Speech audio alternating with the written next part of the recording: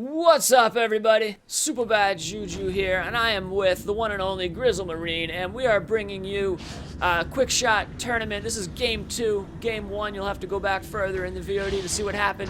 JSMS versus the one and only Reaver Fever, and we have Sunnyvale, Trailer Park, Liar, Spronkles, King Owl, Godwraith, and Daisy, of course, in play.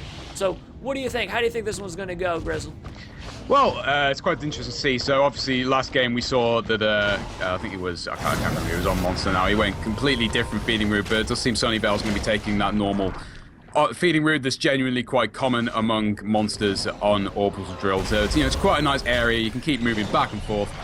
So I haven't actually seen Reaver. I actually haven't seen Reaver Fever in play, but I do recognize the players. I think I do know King Owl from the forums. I've noticed his name. I think I have seen Godwraith somewhere as well. So I haven't actually seen their Hunter side of things. Obviously, Liar had an unfortunate game as Monster. It was Liar, sorry. Liar playing on the Assault now was in fact Monster in last game. We unfortunately didn't get to see... so he unfortunately had a bit of a disappointing game. He basically got to stage 3, but wasn't able to do anything. But now he's going to be playing Hunter and is going to see if he can probably give it back to JSMS, his Monster.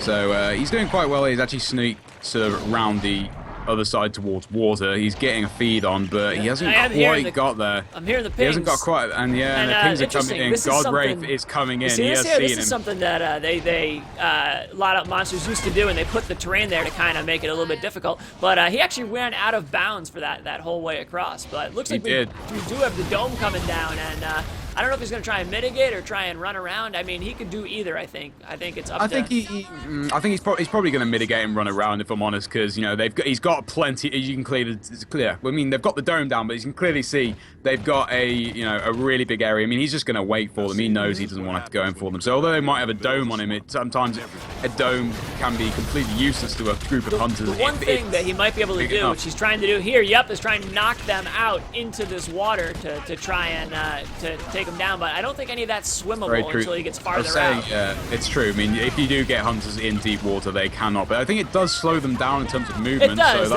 this water actually does a little bit of damage over time. It does give him a little bit of an advantage. So, if he was a little bit stronger, obviously he's only stage 1 now, it might have actually given him a good advantage. But he's not quite stage 2, but, one thing he's going to do as soon as his dome comes down, he's now going to jump away, going to try and get those extra couple of meets, and then hopefully get that stage 2 before the hunters do close in and get the next dome on him. So although they got a dome on him there, they couldn't really do much. I mean, sometimes it's better not to rush a dome, especially if you're not going to get a dome where you can't actually do anything. You might trap the monster, but at the end of the day, he's just going to be running around that, and no trades are going to go on, which just basically wastes your dome. Head back towards what's called Sloth Alley. Around that Sloth, or Cyril's Raceway. Goes by 2 names here. A lot of wildlife around there, so he's got a lot of wildlife he can probably feed on as soon as he gets to this stage. So getting to stage 2, he'll have to see what abilities he goes in. I actually didn't see the abilities he took at the start of the game, but let's have a peek. I like to try and wait until we get our first dome in here. Okay, so we're gonna go. Three lead smash, 1 fire breath. Yeah, this is a popular build here. This is a popular build that I've been seeing a lot lately on PC as well. Let's check hunters. Let's see what we got. Can you see what we got here? Yeah, we got King Out on increased battery clip size, and which missed it actually. It all went down as soon as I started reading it out. Oh, if you look at kids, the little icons to the left when we're on here too. So, if we go back here, hold on, I'll get it up for you again. Increased battery, reduced damage, increased battery, jetpack, movement speed on Sunnyvale, aka Deanimate.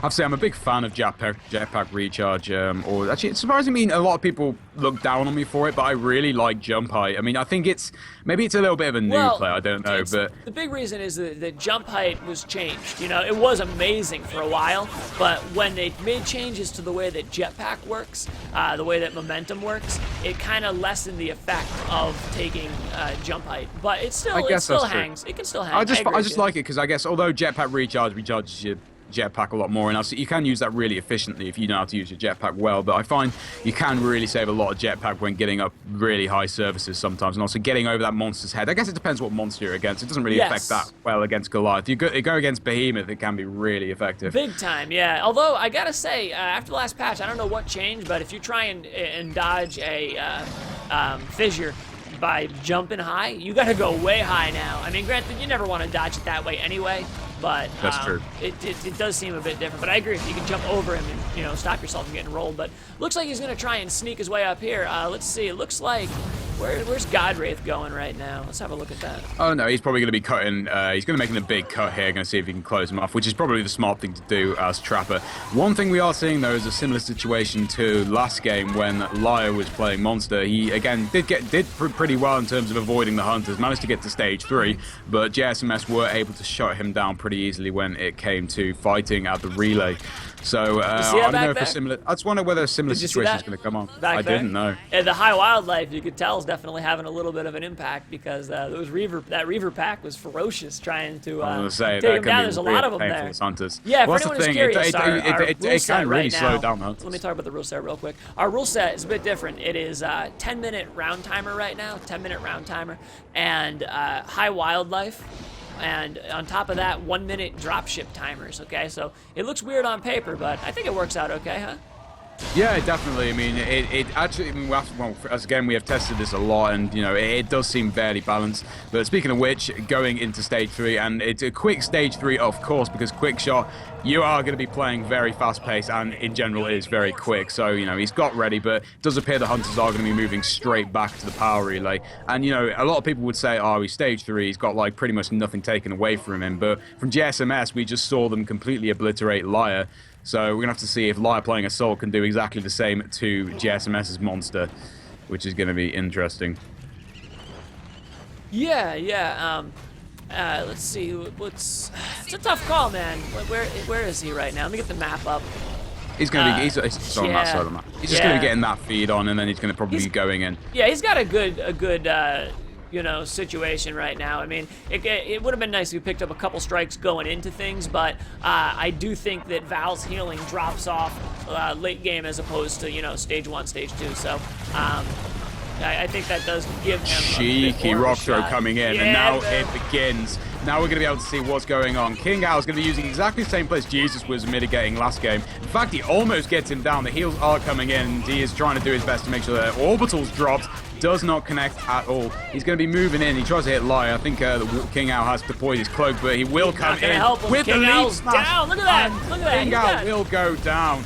Rock throw coming in. A lot of games today, people going flying, man, huh? Just knocking him out of the park. But it looks like he's having trouble trying to figure out who he wants to go in on right now. You know, we got Godwraith, probably the best next target, try to make sure that, you know, you're able to get out of the dome. But it looks like Daisy did get him up.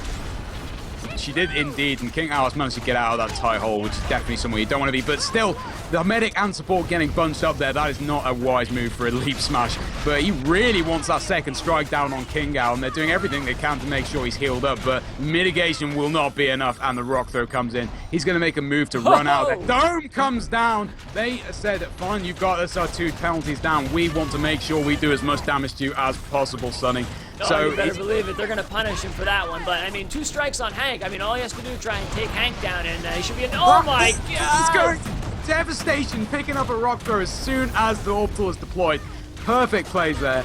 Now he's getting under half health here, and the Hunters are doing pretty well, although support has been taken down on 2 strikes. Everyone is mitigating pretty well. If I was him, he really needs to get King Owl out the way. I mean, he's really low. But then again, having said that, the dropship is going to come back really quick anyway, so maybe he shouldn't be doing that and should just concentrate on that medic, which is exactly what he's doing. Yeah, it's a tough call, but I think I do agree with you. I do think King Owl, even though the dropship would come back quicker, I think taking King Owl down at least, you know, would make dropping the rest of the team easier.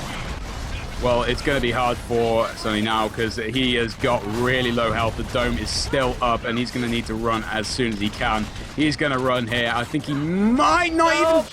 Oh, man, that fire damage just clipped him, man. Took him right quite down. Get away to be able to come back for another fight. Yeah, I think, unfortunately, that dome did screw him over there. Although he got those penalties, it just didn't end well.